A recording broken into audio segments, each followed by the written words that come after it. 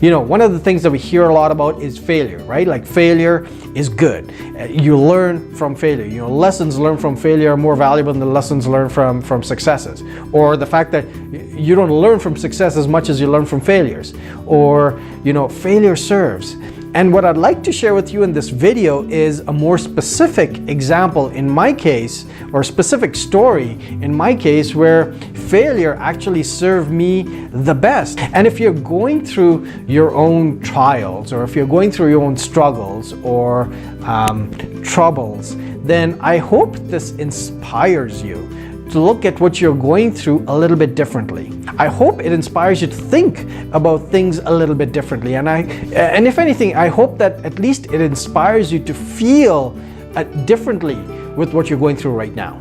So this all has to do with, again, the time when I was at the tail end of my business school, when I was trying to secure my first job and I was submitting applications left, right, and center, and I wasn't getting any success.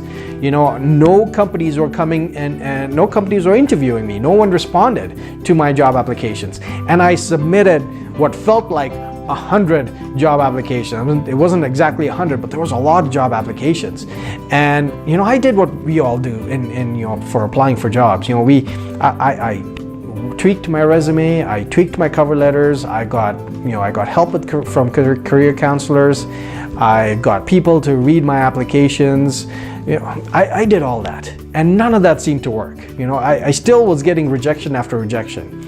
And what that did for me is, it did a number of things for me. And I'll give you the punchline is, I figured a way to switch my strategy up to the point where I had companies competing for me. So here I was going from this position of, you know, wanting attention, wanting companies' attention, to companies wanting my attention. And nothing changed other than just 3 months or just time and my strategy.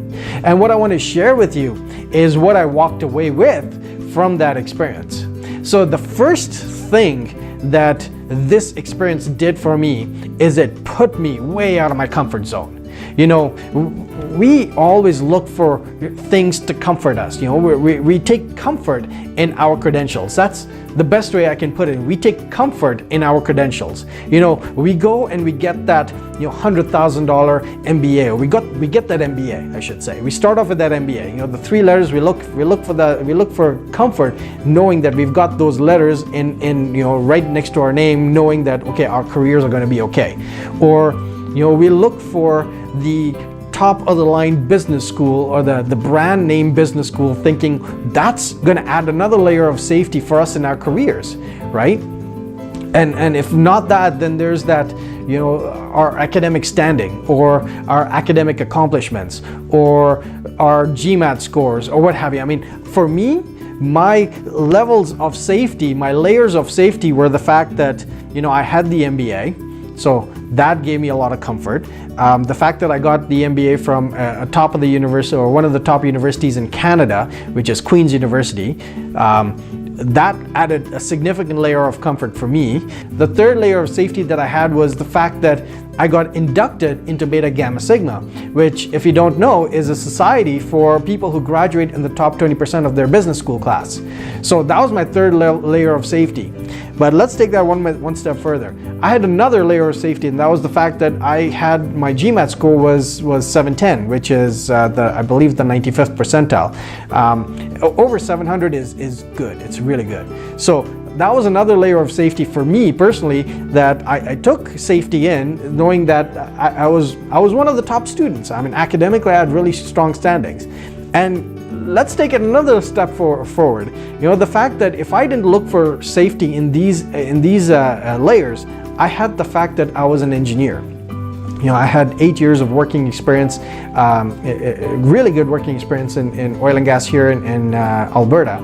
And also I had a master's in engineering. You know, I had all these layers of safety stacked on that I was counting on, that I felt really good about, this is what the market would appreciate. And getting rejected over and over and over again from all those job applications just absolutely burst through all these layers of safety for me. So there I was at the end with my $77,000 student loan debt and whatever I knew from business school, whatever I learned throughout the year in the MBA program.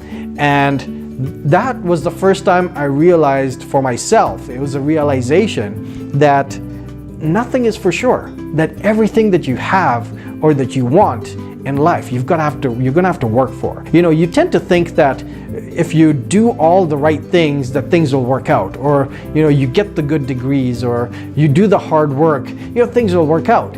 And this is the first time I realized that whatever you did in the past, you know, yes, it matters a little bit, but what matters is what you can do going forward. What matters is the amount of effort that you're going to put in your career, in the time that you're facing right now, wherever you are right now. Your level of effort is really what's going to propel you forward, is what's going to affect the opportunities that you're presented with.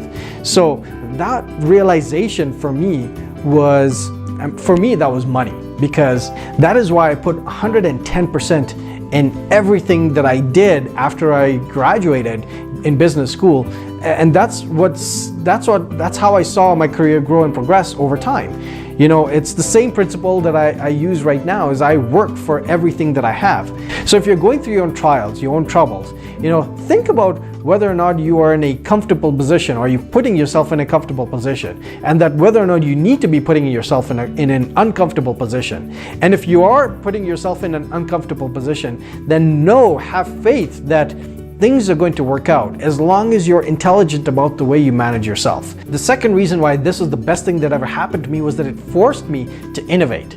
And again, this is a lesson that I drew from business school, you know, where you study companies, and you study companies that are facing, you know, obsolescence, or they're going to be wiped out because they're going to be irrelevant if they didn't innovate. You know, if you don't innovate, you die. And so that's the same principle that I adopted in my approach, that if I did innovate in my approach to secure my first job, then essentially I'm done, I'm hooped. And so I innovated. I looked at my strategy for how I was applying for jobs, or how I was trying to secure jobs, and I completely flipped my strategy up. I changed my strategy, I innovated it to the point where essentially I got companies coming looking for me. And again, this is something that I continue to do into my career, to the point where I've never held a job that I applied for. I mean, every job that I've held were jobs that were created for me. And so being forced to innovate was an absolute benefit for me in my career. The third reason why this is the best thing that ever happened to me was because of all the lessons that I learned along the way. You know, I got to see careers from a very different perspective now that my eyes were open to all the things that I discovered about how I could control my career, and all the lessons that I learned, all the things that I was able to see from behind the scenes, from within the organizations, of how careers are built and how careers are destroyed, how careers are stalled, and who are the people that are influencing people's careers, and how people influence their own careers.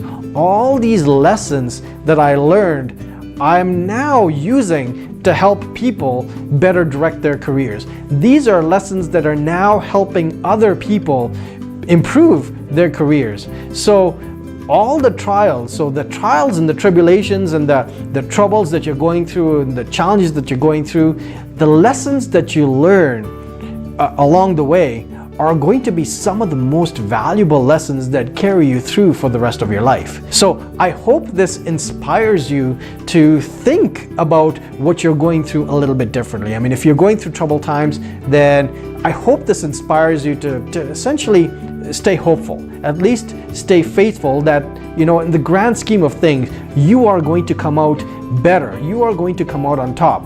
You just can't see it right now. So if you're going through your troubles right now, if you're going through tough times, then, you know, keep your chin up. You know, stay hopeful, stay faithful, because things always have a way of working out. All right, hey, Amir Bradley here. Thank you for watching my video. I hope you enjoyed it. I hope you got something out of it.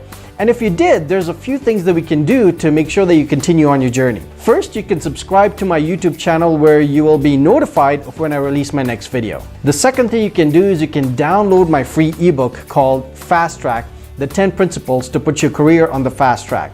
And what you will learn in that ebook are the things that you can do to accelerate your career. And the third thing you can do is you can join me on Facebook, where I share daily insights and inspiration to help you get energized for your workday. So thank you once again for watching my video. I look forward to hearing from you and seeing you in my next video.